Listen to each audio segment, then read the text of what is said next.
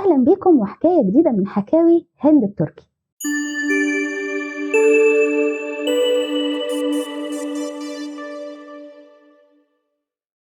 أمثالنا الشعبية كتير وكل مثل وليه أصل وحكاية، والنهاردة هنتعرف مع بعض على أصل المثل الشعبي اللي بيقول الضرة مرة ولو كانت جرة.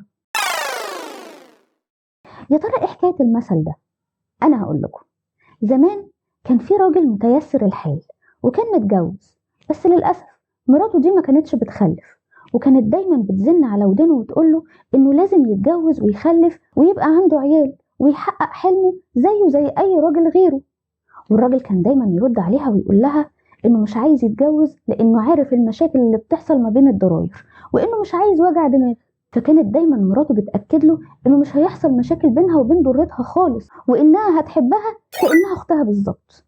وبعد زن طويل قوي من الزوجة قرر الزوج إن يعمل زي ما مراته قالت له، وقال لها تمام أنا هتجوز، بس بشرط أنا مش هتجوز واحدة من البلد، أنا هسافر واتجوز واحدة غريبة علشان ما يحصلش مشاكل ما بينكم. الزوجة قالت له تمام، وفعلا سافر، وبعد يومين رجع لمراته القديمة وهو معاه مراته الجديدة، وكان ملبسها عباية مغطياها من ساسها لراسها، وقال لها إنها مش هينفع تتعرف عليها النهاردة لأنها لسه راجعة من السفر وتعبانة، وإنها لازم تدخل تنام دلوقتي.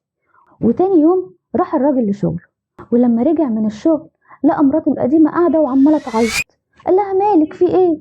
قالت له اسكت، من ساعة ما انت مشيت ومراتك الجديدة نازلة فيا بهدلة وشتيمة. الراجل قال لها ايه؟ بقى مرات انا تتبهدل وتتشتم؟ معاش ولا كان اللي يبهدلك يا مراتي يا حبيبتي، تعالي معايا وشوفي انا هعمل لك فيها ايه.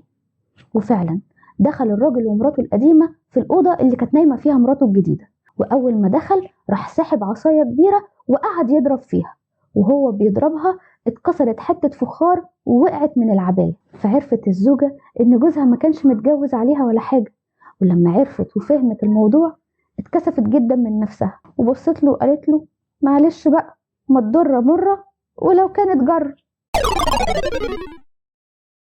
أنا هند التركي ودي قناة حكاوي. لو عجبكم الفيديو ما تنسوش تعملوا لايك وسبسكرايب وتفعلوا الجرس علشان توصل لكم كل فيديوهاتي.